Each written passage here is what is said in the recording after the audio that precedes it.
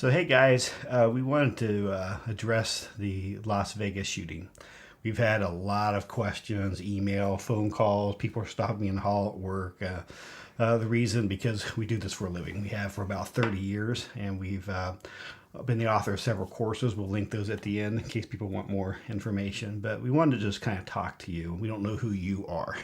It could be a survivor. You could have been shot yourself. Just kind of scrolling on YouTube. Could be you've lost a loved one who has died. And could be you're a friend trying to help, or a counselor or a crisis response person. So we just wanted to talk a little bit about this. And there's a lot of stuff floating around the internet. Some of it's helpful. Some of it's not helpful. And so we just wanted to start talking about it. So what would you like to start with? Well, first of all, I just want to say I'm so sorry to anyone who was involved in this or touched personally by it in any way. It's a tragedy, but we have come to accept that there are these type of events that are going to happen. I often tell people I would love nothing better than for there to be no more crisis, no more traumatic events in our world, so that Kevin and I would just have to find something else to do with our life.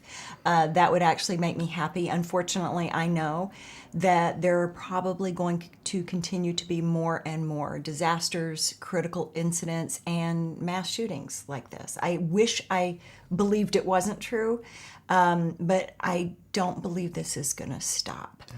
But I think it's understandable, Kevin, that when something like this does happen, the first thing that we see both on a small level with individuals and also on a systemic or cultural level with everybody in society, the question is, how can we stop this? How can we make sure something like this never happens again? And so I think a lot of the why questions that we're hearing right now come from, how can we stop this? Yeah, people are trying to make sense of it. I think the one thing that bothers me is a lot of people they're desperately trying to figure out. One of the things we know that information is power, and one of the big keys that we teach people in crisis response is try to help people get information if you can. But some of these things with some of these questions like this, we just don't know. And there's a lot of things that the officials and law enforcement are looking to see, and it's going to be a length of time, maybe months, if not even years. We're trying to unravel this, and that's one of the big things when it's like this, when it's a murder suicide. If there's not clear motive and those type of things, that's very, very difficult for the family. I mean, it's hard enough when you have somebody who dies, period, and you love them.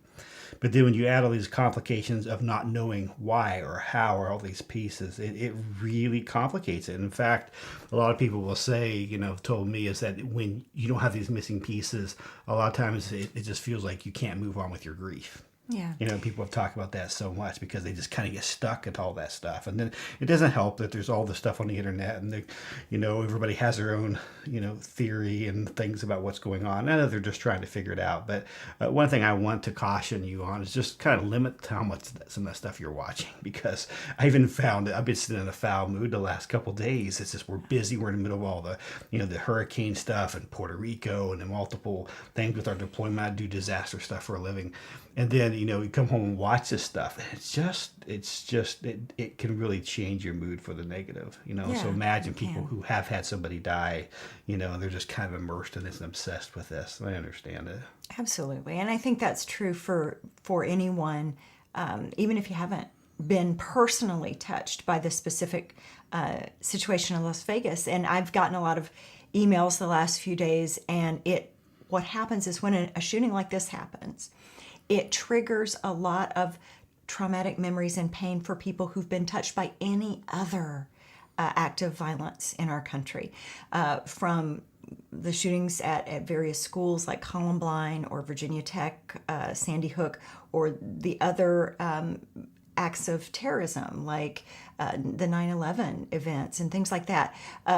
So anyone who's ever had someone lost, some of that pain and grief may be brought back up. Even if they've grieved most of that and are doing very well, this event can trigger a deep level of sadness and pain for other victims and their families. Yeah. In the grief class, we talk a lot about the triggers. And, whenever these events like this, it triggers deep stuff. It makes us feel vulnerable. It makes us feel unsafe.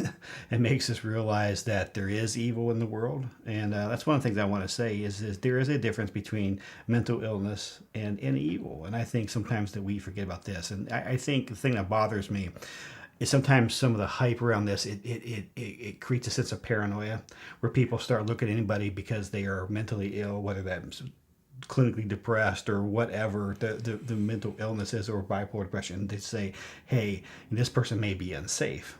And that's the thing is, but this guy, we don't know a lot about the whole situations, but this was a thoughtful, planned out, long-term thing that this guy did. And I'll tell you, the people that I worked for 3 years who are mentally ill, they don't have the capacity to be able to carry out that at that level. And so there's a piece of that I think that we have as human beings look at that. Sometimes there are people who choose that darkness or whatever it is, and they intend on doing evil and causing harm. And it's not new. I mean, you can go all through history. I mean, you get for the first, narrative, even in like scripture, you see, Cain kills Abel, his brother, murders him. And then, there's this whole piece of that. The world has always had turmoil. And so, but when these things happen, it just brings us up and it makes us feel very, very vulnerable. Yeah, I want to echo what you said, Kevin, though, because I think sometimes the general public hears comments, and I've heard comments that this person must have been mentally ill, or he was descending into madness. And we don't really have any documented evidence that I've heard that he truly was diagnosed with anything. And what it does is creates misunderstandings of what mental illness is. The vast majority of people who have any kind of diagnosed mental illness, like you said, depression, anxiety, PTSD, or even schizophrenia or bipolar disorder, are not violent. Right. And mental illness does not necessarily make people violent. Right. And so I hate that those sort of statements can lead people to believe that all people with mental illness are a risk to others, and they aren't. I do want to acknowledge that some of the research about some of the people who perpetuate shootings, especially some studies about the people who perpetuated some of the acts of violence, did have a history of mental illness. But those are still the exceptions. It's a very, very small number of people who become violent in any way that are mentally ill. So I just want to make sure that people know that. I think it's one of the big why questions that we have. It's why, and I think it's how could a human being do this to another human being? You have innocent people out there who they're just opening up on. I mean, it blows our mind that can happen, and it makes us very, very fearful. And I think it's one of the reasons we want to find out a reason for it and answer that why question, because then if we know why, then we can pin it on that, then we can feel safe if we don't go to that place or whatever. But here's the whole thing, the whole element of paranoia, and that's the whole element of what terrorists try to do. They try to go in public places and strike fear into the heart of the normal human being, just average citizen, because they want us to keep us from assembling and doing the fun things of life. But I was thinking the other day, one of the cases that I had worked a couple of years ago was the little Layla Peterson case, and Layla Peterson was sitting on her grandfather's lap in the comforts of her home, and some people drove by in Milwaukee area and shot through there and killed this little girl. So this whole piece is we're never 100% safe, right. And so that's a part of that we have to understand, that we are vulnerable. We could die at any time. That is scary, but we got to watch that these things, we don't allow people who do these evil deeds to put us in a state of fear where we can't go out and live and enjoy life. Right. And so we hope that what happened doesn't make you change the way you would live your life. It doesn't make you say, I'll never go to a concert, I'll never go to Las Vegas, or I'll never go to a gathering of people. Because right before this shooting happened, Kevin and I were at a large gathering of 7,000 Christian counselors at the American Association of Christian Counselors conference in Nashville.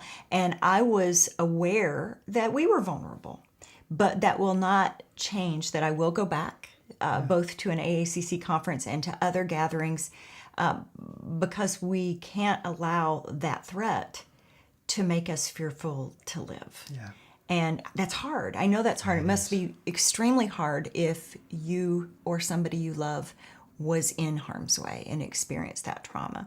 And so I do want to mention also a couple things about trauma in general. Certainly, some of you watching this may be people who've taken our classes or studied with us, and so you know all of these things. But a lot of people don't understand that trauma can have very significant impact on the brain and body, and for a period of time after a traumatic event that you either experienced yourself or somebody you love experienced, or you're hearing stories about that, can create some symptoms of post-traumatic stress. Yeah, yeah. And I think one of the things is as we want to make meaning of things, and that's good. And I think it's really important. One of the terms we talk about is post-traumatic growth. And as in the aftermath of these events, that people can grow from this. But it's way too early to be talking about post-traumatic growth to a degree. Yeah. People are still in lament. People are numb. People are shocked, and they're still trying to just figure this out. And so right now, if you're a friend of somebody who's trying to help them, who've gone through this, just watch the words that you say, and just, showing up for them, being helpful to them, loving them, serving them, just listening to them. I think it's very, very important. Don't start going into the whole conspiracy theorist and theories and all the stuff that could be happening. You can't fix it for them. Just be there, love on them, give them space if they need it. It's hard. It's a very delicate dance of intimacy with somebody when they're grieving. But I think one of the things we do want to caution people about is trying to push people too quickly to find meaning. I know we're looking is allow them to have their feelings, allow them to have their emotions, allow them to have their anger, whatever it is, allow them to doubt humanity, allow them to doubt God even. That's okay. That's a whole part of having a crisis faith in the middle. That's very, very, very common. And what I find is your emotions and your feelings and your thoughts are all over the place in these first, days, weeks, even months. I mean, at this point, a lot of the funerals haven't even happened yet. Right. So it's just, and people are probably, the biggest thing is probably numb, at this point, if they have lost somebody so it's a very, very tough time right now. And I would think that if you were there and had some experience of that, you're still in the state where you might be having nightmares, difficulty sleeping, intrusive recollections where it keeps replaying in your mind. You might not have a good appetite. You might be hypervigilant and very stressed and anxious and on edge. Those things actually should get better increasingly over the next few weeks. If for some reason they don't get better or they get worse, I do want to encourage people to seek help, whether that's from a mental health professional or a pastor, someone within your faith community, but talk to somebody. And if it continues even after the next 30 days to get worse or it becomes debilitating, please seek mental health assistance because it's something that you can get help for, definitely. Yeah, I think you hear a lot of people talking about PTSD. We all know that means post-traumatic stress disorder. But you can't diagnose for PTSD until 30 days out. And so right now people are experiencing post-traumatic stress symptoms, and that is very common. In fact, I would be worried about people who don't. In fact, I want to talk about that for a second because a lot of people feel like, hey, if I was stronger, I should be able to do this, or I shouldn't have these emotions. I shouldn't have all these strong feelings. I shouldn't have these thoughts. I should be able to control this stuff. But one of the things I tell people, that's because you're a healthy human being that you experience these things. It's a normal reaction to seeing something so out of the ordinary, abnormal happen, or to have that experience.